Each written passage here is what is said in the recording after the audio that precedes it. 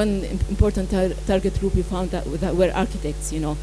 He's the person who designs a building, so if he doesn't understand this, he will never put it in the design.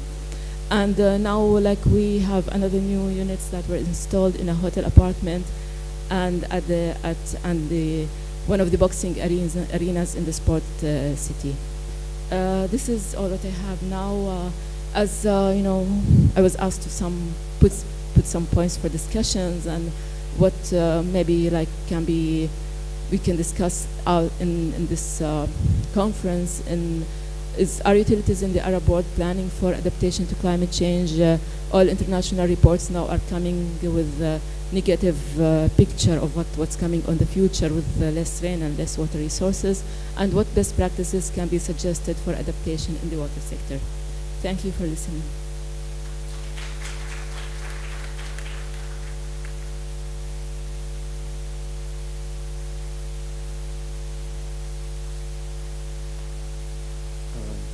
Thank you very much.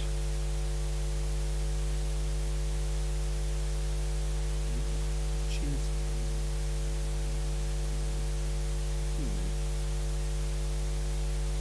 Okay, our last speaker and third and last speaker is Engineer Hassan Jabri. Engineer Jabri is a senior manager design at Public Authority of Electricity and Water in Muscat, Sultnة, Oman. He joined the Ministry of Housing and Electricity in 1987. He has over 25 years of experience in operation, maintenance, and design water system. He holds a master's degree in water and environment management from the UK. He's also now attending his PhD at Cambridge University, also in the UK. He's a member of many committees and authored a number of technical papers. Please help me welcome Engineer Hassan Jabri.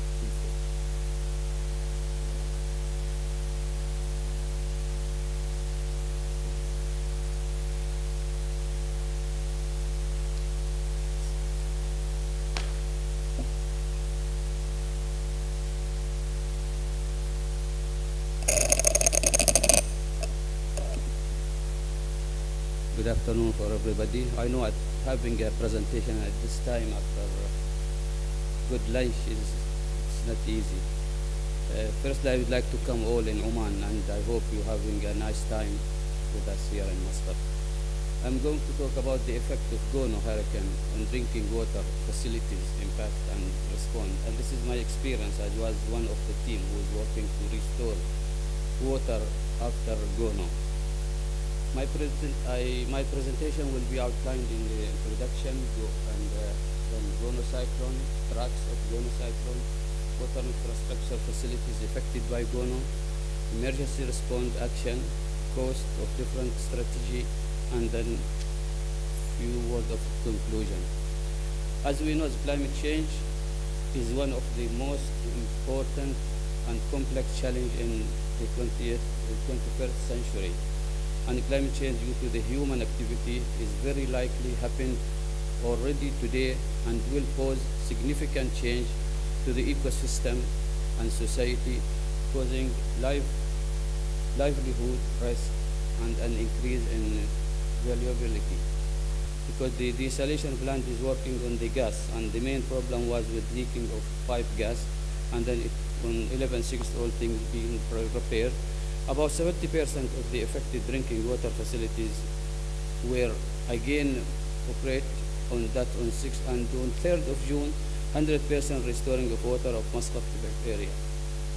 And here, this is one of the tanker points which we made it immediately after cyclone to supply water to the people. And after the cyclone, government start to find some different strategy cost for future if anything happens, or we have for emergency. So the first activity is interconnecting between the governing, and this is to connect Batna with Muscat and Dakhiliya with also Muscat, so we can take water from each area to another in case of any cyclone or any damage to the pipeline. So this cost us about 129.5 million Riyal Omani, which is about $345.7 million.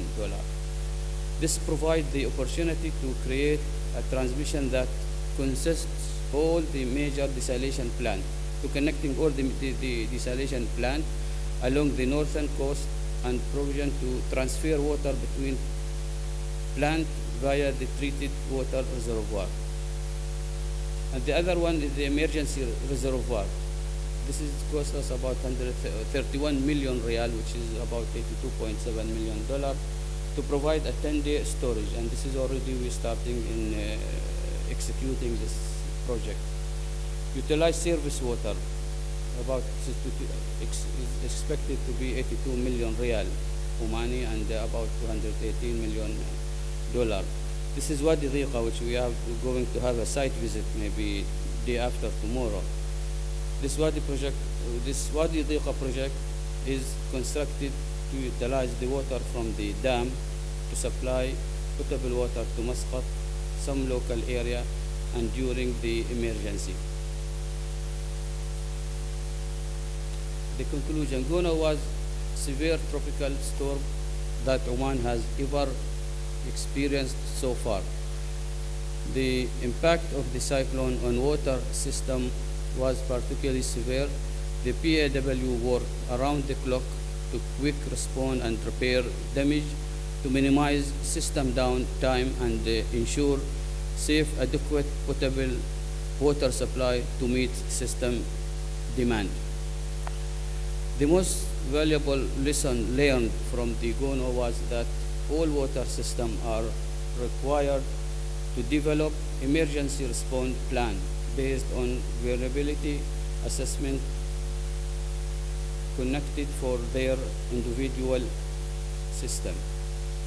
And effective emergency response plan for drinking water has become a top priority for the PAW after the GONO cyclone. Even though the plan does not guarantee that PAW supplying of water to the customers during the disaster, but it helped to respond quickly. The PAW is planning ahead to provide alternate safe water during the emergency ahead of time to ensure that water is safe and the supply is available for its customers. Thank you for your attention.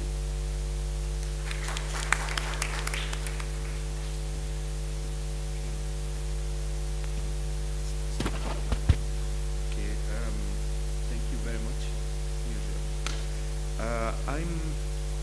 Now we have completed our presentations here. I'm gonna run a quick sort of summary of main points that have been raised and questions posed by presenters, and then we'll open the floor to questions, since we seem to have quite a bit of time based on the fact also we have 3 presentations. So we will see how would you like to proceed with this. We take all questions, give answers, or we go one by one, which is your preference? One by one. All right, very good. So we basically had 3 presentations. The first one given by Mr. Martin Kerst from KfW on approaches for adaptation to climate change in Arab countries. The key, I would say the key points to it is that climate change will have a significant impact in Arab countries, and this can be manifested by lots of, decreased precipitation and increase in temperature. The solutions, usually mitigation can be required to address current situation, adaptation, which means what solutions can we have for future projects, for unimplemented, projects. Although adaptation can be looked at as something we normally do, however, in KfW we look at adaptation measures as something on its own, things that we do to address the fact that climate change will impact the water utilities and will impact the water resources. I would say that the KfW is having commitments for around 45% of its budget to climate change are related to water issues, and 27% of them are spent in the MENA region. The second presentation made by Engineer Rania Abdul Khalid, Adaptation to Climate Change in Jordan. The key messages delivered by this presentation are climate change impacts on Jordan is evident. Climate change will have significant impact on water resources. Jordan water strategy does recognize climate change impact, and she has presented some best practices and adaptation for water sector in Jordan. The third presentation made by Engineer Qasim Jabri on the effect of the Guno cyclone or hurricane on drinking water facilities and water quality in Oman. We have seen what impacts have created on the water infrastructure, and we looked at the emergency preparedness and response made, and the key learning lesson was that it is necessary to have an emergency response plan in place to prepare for situations as such. The presenters would like you to, first of all, we will take some questions, but we can also focus on what do you think about whether the utilities in the Arab world are planning for adaptation to climate change, what best practices can be suggested for adaptation in water sector, availability of data for climate change and challenges for assessing their impacts for the MENA region, and any awareness of the climate change funding support. So we will open the floor to questions. As we said, we'll go one by one. Please go ahead. Yes, Abdullah. If you please present yourself and also to state to whom you are addressing this question. Okay. Go ahead. My name is Abdullah Drubi. I'm working as a regional advisor for GIZ project on adaptation to climate change. My question to Mr. Martin, as you know, you said that this region is familiar with climate variability. That's new for us. But do you think that now, because now 20 years ago we used to talk about environmental impact assessment of each project, do we have to proceed with the same approach now for climate change? That means every project is presented to KfW or funding agency should have this process that we have to analyze the impact of climate change. Do we have to see if the projects are adapted to climate change or not? Can I go to another, or we have to? Let's get Martin a chance to answer, then you can ask the question. Go ahead. Okay, yes, thank you for the question. In fact, you're not the only one who worries about this. We have at KfW and at GIZ a two-step procedure concerning adaptation to climate change and mitigation as well, by the way. In the first step, we check if the project is somehow connected to climate change, and only if it is, then we go into an in-depth analysis. In the water sector, however, most projects will have to do this more deep assessment, but I don't think that it will always have the same size like an environmental impact assessment. We are still in an early phase. We are at KfW in the water sector, we did maybe 10 or 20 climate assessments so far for the projects, and it seems that we still have to find our way on how to deal with this. But I see your point, it's very important. We can't do the double work for all the projects as well. You have a second question, you said, for another presenter. My question is to Engineer Rania. Because there's sub-duplication in all the countries. You have this communication done by the Ministry of Environment, so scenarios, projects, and the Ministry of Water and Irrigation. They are doing this national water strategy, and you are building some actions. For climate change issue, adaptation, etc., there should be some coordination, because this communication also you have a lot of information, knowledge about this scenario, etc. But I don't think that in the Ministry of Water they are taking that into consideration for preparing their action plan and the national strategy. Is there any coordination between or not? Actually, yes. For the second national communication, the Ministry of Environment is the official, let's say, focal point. But those projects, even now the third one, I'm sitting in they have steering committees, and they have like representative from different institutions. Now, with the third, in the second national communication, like Ministry of Water was represented, and we were, part of the project, and also now part of the third one. It's led by the Ministry of Environment as a focal point. The other project I presented is also has, a kind of coordination between 4 UN agencies and 5 ministries. So yes, there's a coordination. Still, with this activity, there is, everybody's familiar with what's going on in terms of activities in the country.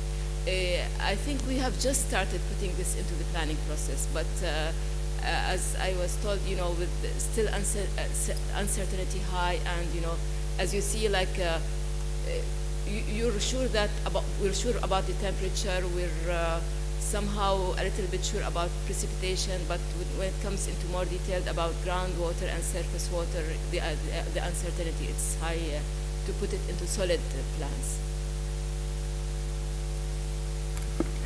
Please go ahead.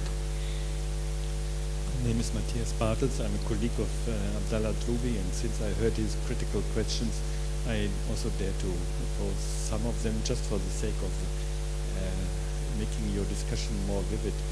Martin, you have said that people are already adapting to climate change because it's a problem which exists since thousands and thousands of years. I think I'm with you in the past, but in the present, I think if we are serious, we have to state the following. The most critical questions are not addressed at all, which are adapting to climate change, and they're excluded in a sanctioned discourse. And I can just name 4 of them. One is population growth. Second is the justice in distribution of water. The third one is the pattern of of how to consume the water. And the fourth one is the water pricing, which you know, I think, best in KfW. All 4 are excluded from serious discussions. They are sanctionized, and I don't know when and where we are going to address them. Thank you. I mean, this was more a comment than a question, but thank you very much for it. I mean, in our everyday work, we have the same experience. I have the impression that discussing cost factors and effectiveness became now even more difficult in this region because of the Arab Spring. When we contact the ministry of some country, they tell us, well, we would like to increase the tariffs, but now with the Arab Spring, we don't do anything. It's a nice pretext for something they didn't used to do in the first place anyway. Hello, Yeah, it worked. Just close. okay. My name is Hamoud Al-Manji. I'm the HR and HSE manager of Madis Industrial. We are in water utilities company in Sohar industrial area also. My question is for Engineer Rania and Engineer Qasim. If I go back this morning to the presentation by the former Minister of Jordan and Al-Khabouri, the Deputy President. Actually, the Foreign Minister, he painted a bleak picture of water, and you painted a more optimistic picture of Jordan. If I go back to Oman also, what Mr. Al-Khabouri is saying that we lack coordination, adding to the both gentlemen comments, and we lack maybe KPIs to measure these things. And yet I see Mohandas Qasim, the government is spending a lot of money, but are we really making an impact? Are we in the right track? Have we put KPIs for this? Because if we have people like the former minister, the guy who was working the government, and he come here, they give us different picture, and yet we see also you are saying you have plans. I don't know who to listen to, frankly, I mean, but again, we don't like we come a year from today, I will listen to the same topic. Is there really a lack of coordination? Is there really a plan to coordinate with NGOs, for example, having the water sector? Because right now, you have the STPs, treatment water, they're running by themselves. You have the groundwater, they do by themselves. You have the environmental also by themselves. So that is my, whether it's a comment or a question, but that's how I see it, for example. You can start with the one of them. I don't know if I painted an optimistic picture, but I'm naturally an optimistic person. But you know, my presentation was saying that things will get even worse with the climate change. You know, with higher temperature, less precipitation, things will even look worse than the morning presentation. Maybe like the optimistic part was coming that there are best practices, you know, there are work, you know, that is happening, but definitely more work would need to be done in order to be able to adapt with more of the negative impacts that are happening. Are you setting some KPIs for this? No, not yet. I do agree with you that we need KPIs to evaluate this project and see how it is performed. With regard to the coordination, I think there is here in Oman, I think we have some coordination between the ministries and then as they are working as a group. I don't know. But Mr. Khabouri has mentioned otherwise, and that is coming from someone who is the deputy president of Oman Water Resources. That would definitely raise a concern, isn't it, that there is lack of coordination. And for a public to hear that with Arab Spring looking for that you are investing, but maybe lack of coordination. I agree with you that because here in Oman we have maybe different parties looking for the water. Like if you go to Ministry of Water Resources, Municipality and Water Resources, PIW looking for water, and then there is Haya. If these all bring in under one umbrella, maybe that will be coordination better, and maybe they will improve the. But I do agree with you that we need a KPI.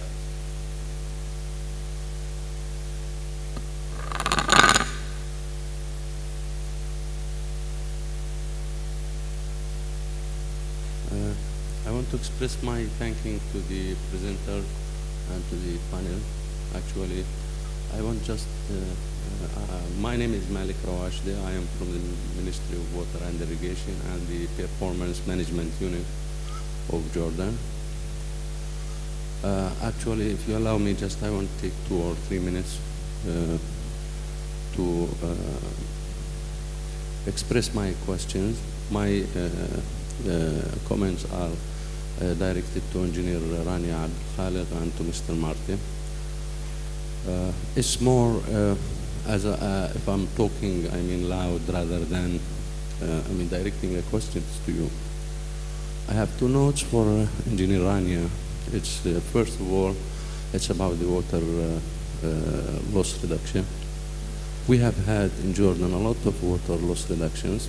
When we see the figures that you have shown, we see that we are in a very good condition, actually, since you have presented a small pilot area in the middle governorate, yeah?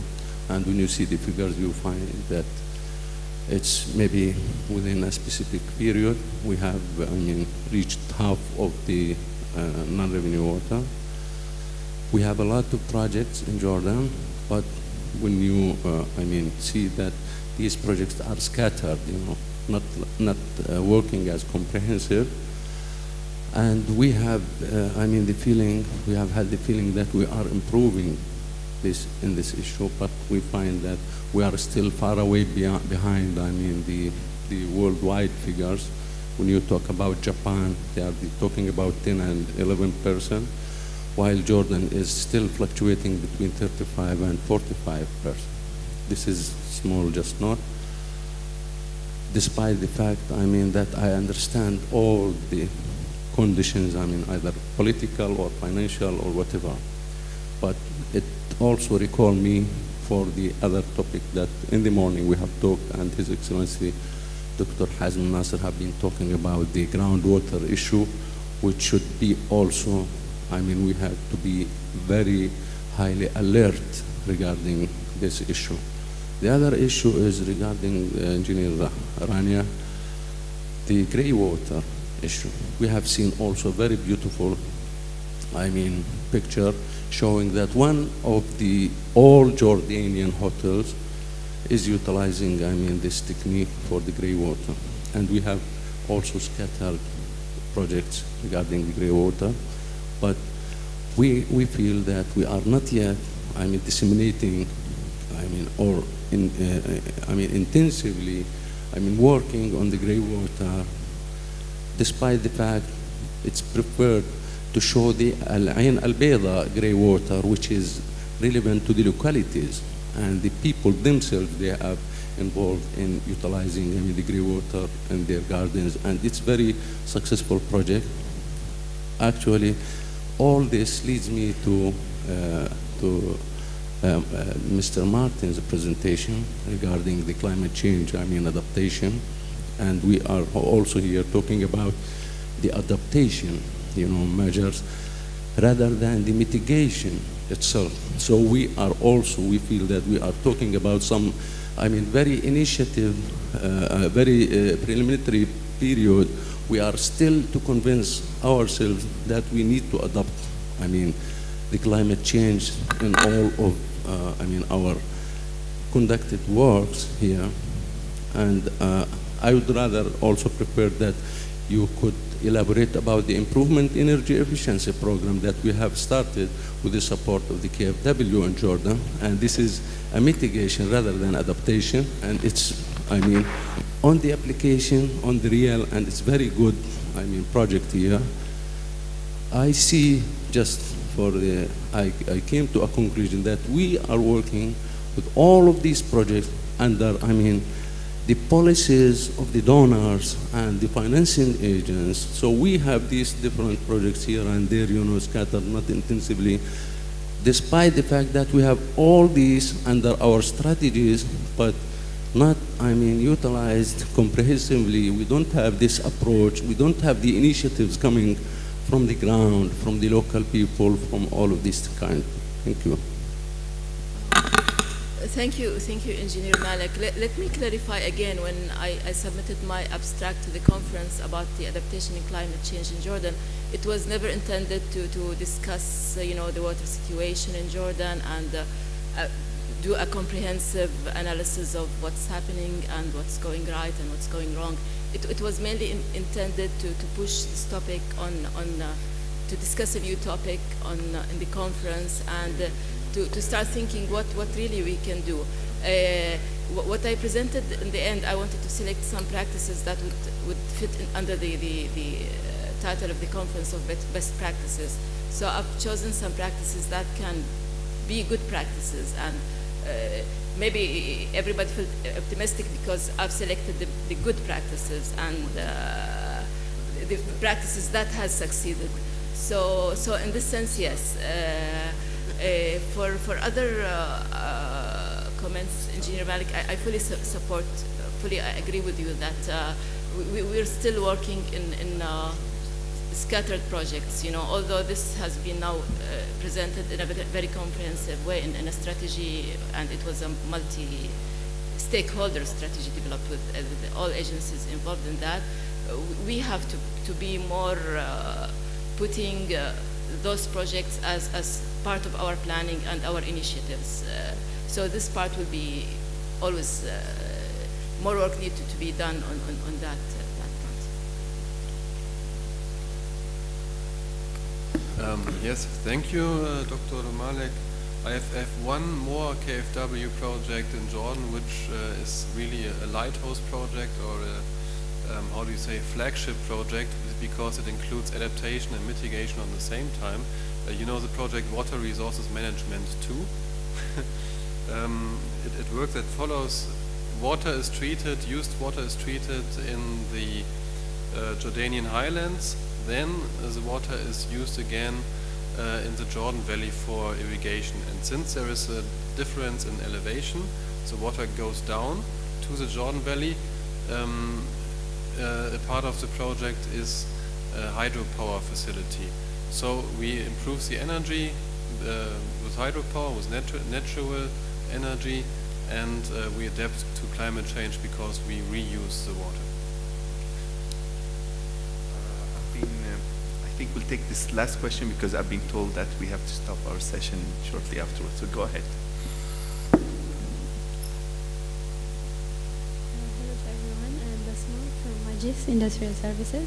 I'd like to ask Mr. Martin, I enjoyed a lot your presentation, and it was interesting when you said that the word adaptation, it's not like synonym to only water management, water resources management. So I have just a direct question: where are we in adaptation? If just my opinion, if we just compare adaptation with mitigation in Arab countries, just to see the reality, it's like when you are diagnosed with diabetes. The doctor says that you are diabetic and you have to live with this. So it's a lifetime, you have to adapt with it. So we as Arab countries, where are we in the adaptation, or at least KFW? Yeah. Thank you. Yeah, that's an interesting question. Thank you. Of course, you should not forget that there's a huge mitigation potential in the Arab region, because there is so much sun here that it can be used very well. Where is the Arab region in adaptation? I think it was as I mentioned, the people always had to adapt to a certain climate and to drought. Maybe now that there is a lot of overuse, especially of groundwater, as we heard before, I think there is a long way to go, to be frank. But not only to adapt to climate change, but also to the current climate. Okay, all right. I'd like to thank mostly our speakers for their very interesting speeches, and I'd like to thank you all for your questions and interest. Thank you very much for your attendance, and we close the session.